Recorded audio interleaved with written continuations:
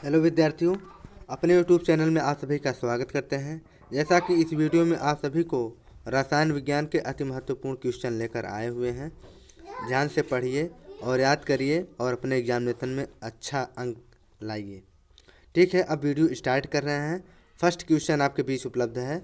एक ही प्रकार का परमाणु निम्न में से किस में मिलता है? ऑप्शन ए खनिज यौगिक, ऑप्शन बी खनिज मिश्रण, ऑप्शन सी प्राकृतिक तत्व, ऑप्शन डी कोई नहीं। तो एक ही प्रकार का परमाणु निम्न में से मिलता है, वो है ऑप्शन नंबर सी, यानी प्राकृतिक तत्व में। जी हाँ, राइट आंसर। आपको बताना चाहेंगे कि तत्व वे पदार्थ हैं जो किसी भी प्रकार से दो या दो से अधिक भिन्न गुणों वाले पदार्थ में विभाजित नहीं किए जा सकते हैं और न ही बनाए जा सकते हैं। उदाहरण अगर लेंगे तो हाइड्रोजन यानी H2, oxygen O2, sulphur S, तांबा Cu, चांदी Ag, सोना Au इत्यादि तत्व हैं। ठीक है, और इसको भी अच्छे से पढ़ लीजिए।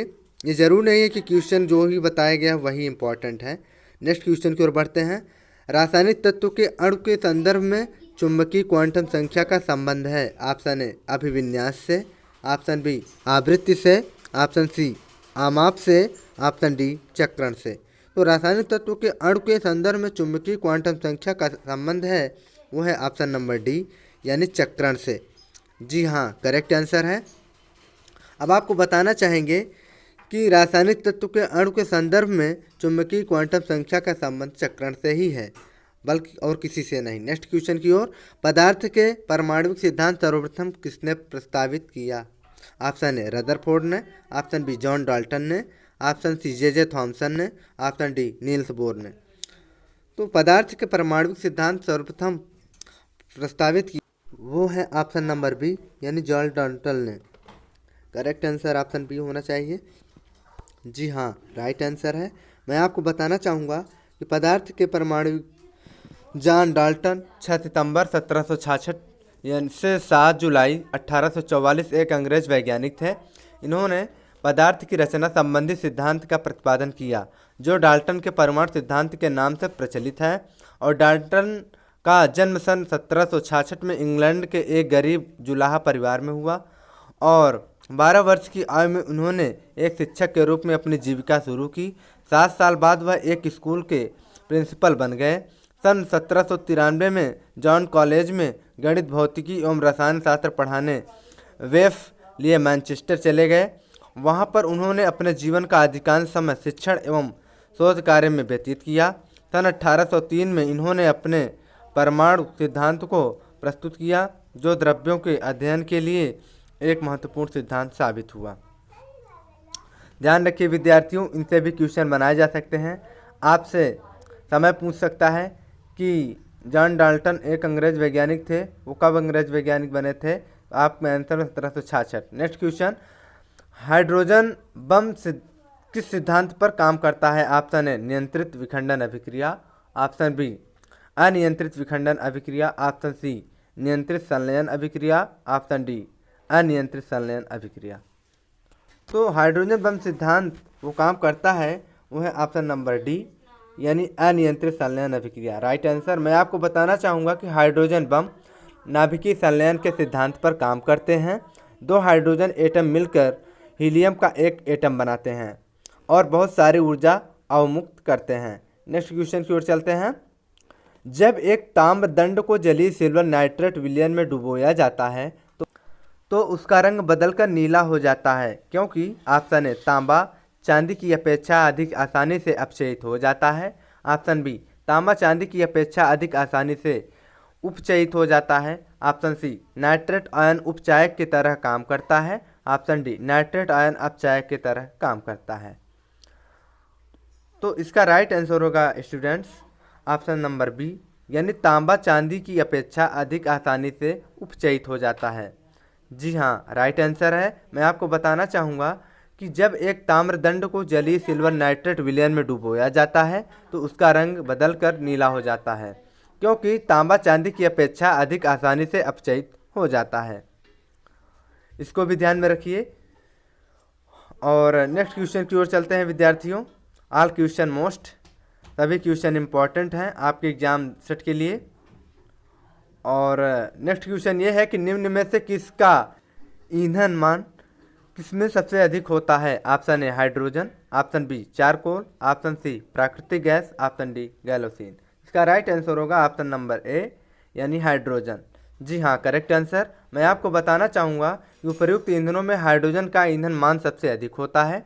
प्रत्येक गैस का ईंधन मान निम्न है। हाइड्रोजन 150 और चारकोल 33, प्राकृतिक गैस 33.50, गैलोसिन 50। इसको भी ध्यान रखना है, कहीं से भी कुछ भी पूछ सकता है, इसमें भी क्वेश्चन जुड़ सकते हैं। नेक्स्ट क्वेश्चन की ओर बढ़ते हैं। फोटोग्राफी में स्थायिकर के रूप में प्रयुक्त होने वाला रसायन है। Option A sodium thiosulphate, option B ammonium molybdate, option C sodium tetrathionate, option D borax सुहागा। इसमें राइट आंसर होगा ऑप्शन नंबर ए यानी सोडियम थायोसल्फेट। जी हाँ, करेक्ट आंसर। मैं आपको बताना चाहूँगा कि फोटोग्राफी में स्थायिकर के रूप में सोडियम थायोसल्फेट ही प्रयोग होता है। नेक्स्ट क्वेश्चन की ओर बढ़ते हैं। स्टेनलेस स्टील को बनाने के लिए लौह के साथ कौन सी धातु उपयोग में लाई जाती है। Option A aluminium, option B chromium, option C tin, option D carbon. Stainless steel को बनाने के लिए लौह के साथ वो धातु लाई जाती है ऑप्शन नंबर बी यानी क्रोमियम। जी हाँ, करेक्ट आंसर। मैं आपको बताना चाहूँगा स्टेनलेस स्टील एक इस्पात है जो वायुमंडल तथा कार्बनिक और अकार्बनिक अम्लों से कलुषित खराब यानी कलुषित कह सकते हैं या खराब नहीं होता है। साधारण इस्पात की अपेक्षा से ये अधिक ताप भी सह सकते हैं। इस्पात में ये गुण क्रोमियम मिलाने से उत्पन्न होते हैं। इसमें 15 से 20% क्रोमियम या 8 से 10% निकेल तथा साधारण स्टील होता है। क्रोमियम इस्पात के बाह्य तल को निष्क्रिय बना देता है। ध्यान रखिए स्टूडेंट्स, इससे भी क्वेश्चन बनाए जा सकते हैं। नेक्स्ट क्वेश्चन की ओर बढ़ते हैं। किसी अमलगम का एक घटक हमेशा होता है। Option A iron, option B copper, option C zinc, option D पारा।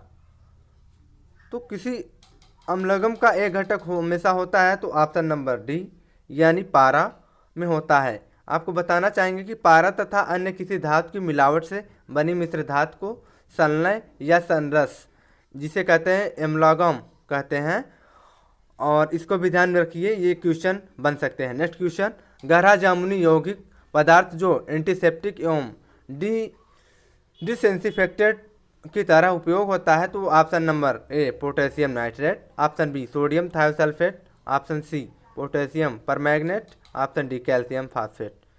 तो गहरा जामुनी यौगिक पदार्थ जो एंटीसेप्टिक एवं डिसइंफेक्टेंट की तरह उपयोग होता है वो है ऑप्शन नंबर सी यानी पोटेशियम परमैंगनेट।